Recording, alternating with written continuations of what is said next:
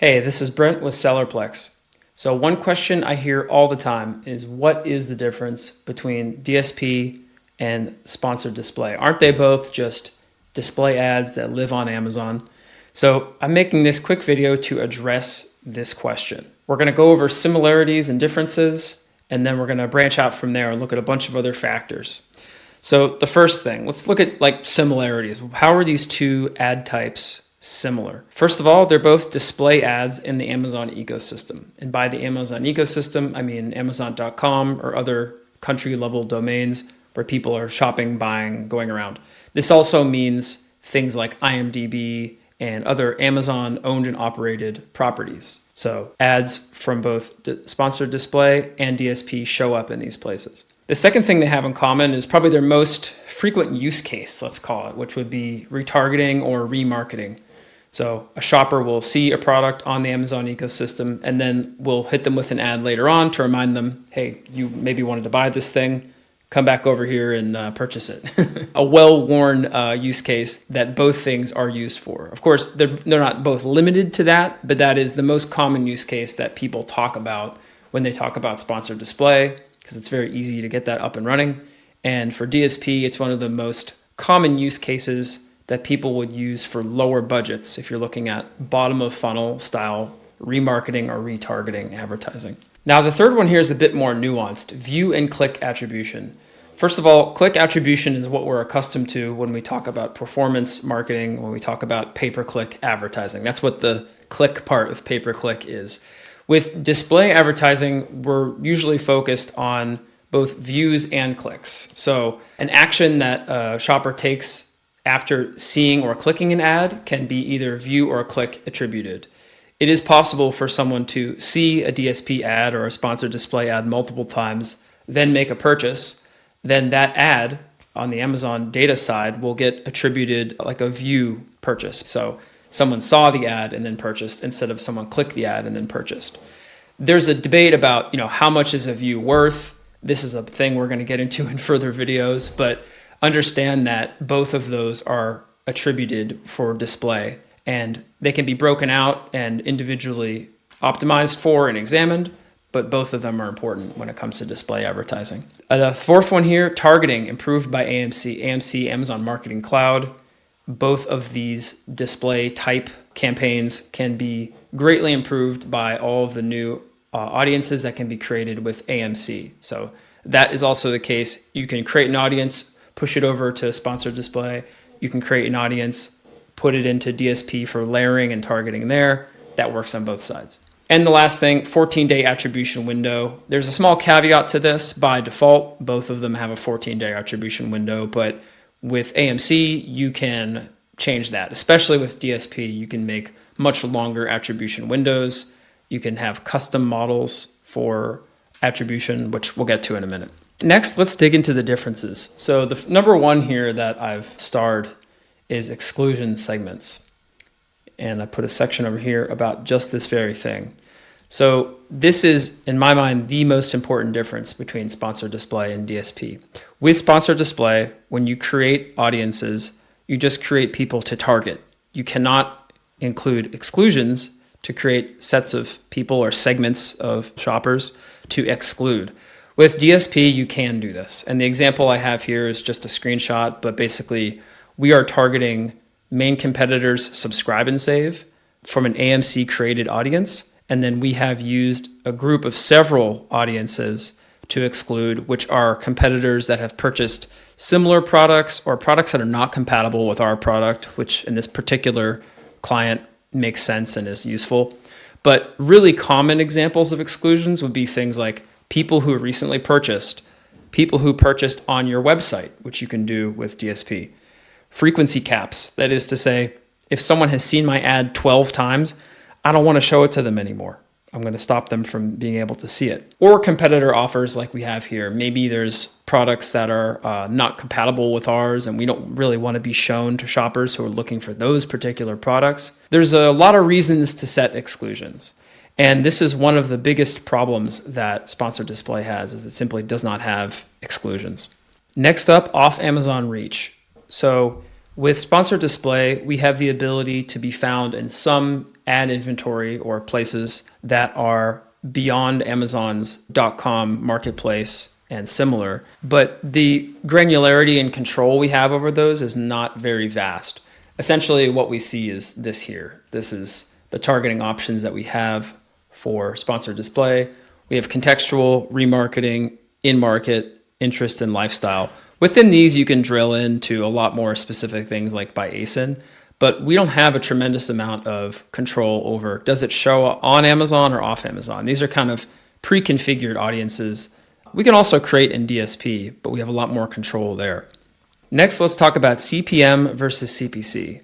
And you can see an example of this inside the wizard where you go and actually create sponsored display. So there's 3 different strategies or optimization strategies that they have: reach, page visits, and conversions. Reach is the one that most closely resembles traditional display advertising, where it's a CPM model, CPM meaning cost per mille or 1,000, and you're paying for every 1,000 impressions you have. Notice that it says here, conversions attributed to viewable impressions and clicks, kind of going back to the views and clicks thing we talked about just a bit earlier. But with DSP, you only have CPM pricing models. There's no such thing as a cost per click model with DSP because it is a more traditional programmatic display advertising network. What Amazon is trying to do with sponsored display is make it a little bit more friendly and a little bit more palatable to people that are used to a cost per click model with PPC. So in doing so, they say, oh, here, try page visits or try conversions as your main optimization strategy. These are still very low funnel, like bottom of funnel, close to the purchase style objectives. And we're going to put them in as CPC. Next up is ad destinations. So what does this mean? It's basically your landing page. So a sponsored display, you're only able to send traffic to a product page or a storefront. That's it. There's no other place to send it. With DSP, you can send traffic to third-party websites like your own. You can send it to product pages and storefronts just like sponsored display, but you have the ability and flexibility to send it wherever you wish. Another difference is creative customization. So let's take a look at what that actually looks like. With Amazon DSP, we have the ability to make all sorts of display, audio, video, and what Amazon calls component-based creative. So display is the more traditional, like image assets that are a bunch of different sizes that show everywhere on the internet. But the one that we're mostly using with DSP when we run it is component-based creative, which is essentially a very Amazon native looking ad format, very similar to what we see with sponsored display, except that it just has more options and more flexibility. So when we're making them, we're usually uploading a bunch of different assets like different headlines, different logos, different images. Some of them are creative, that's real photos. Some of them are AI. And then Amazon will mix and match those as it sees fit. What that actually looks like is here. Obviously, I've edited this for privacy, but this is a long page on Amazon's DSP creative area where you can edit things like headline, logo, what kind of prices it shows, how many images you have in there. And you have a lot of options with this, whereas opposed to sponsored display, you pretty much just have here, add your product image, add a very simple headline, and here's a couple images to throw in there. It's like a watered down version of it. One of our final differences here is a controlled full funnel targeting.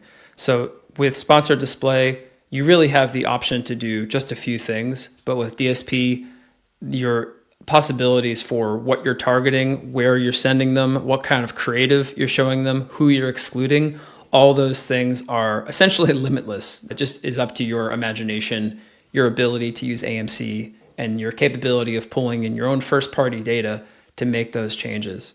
This is what allows DSP to target the entire funnel, something that you can't necessarily do with sponsored display just because it lacks the creative customization, the exclusions, everything you would need to make a full funnel campaign and spend a much higher scaled amount of ad spend. As proof of this, one of the things I have here is just all the audiences you can make with DSP. So not only do we have products, Amazon stores, and brands, which are some of the classic ones we would use with DSP targeting, but we have Whole Foods, Prime Video, Twitch, some of my favorites here, hashed audience data, website traffic from your own pixel on your website, off Amazon conversions. And there are some other ones that aren't even included here because Amazon has started to make more and more partnerships with companies like Netflix and other like streaming services. They feel like they're announcing new ones like every couple weeks now.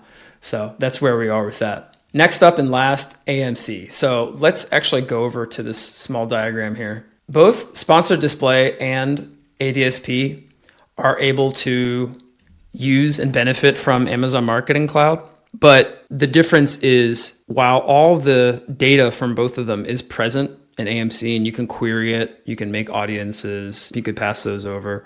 The difference with DSP is you can do custom measurement. With sponsored display, everything is kind of fixed to their last touch performance model, or in the case of the VCPM type, where they're letting you know, hey, we're also doing this against views. They break that out separately.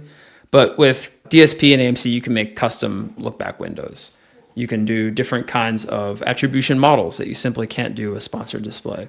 So if you're trying to figure out what the impact of your mid and upper funnel is with display advertising, you really need to be pairing AMC and DSP together. Sponsored display is simply not capable of doing it. So the last key distinction.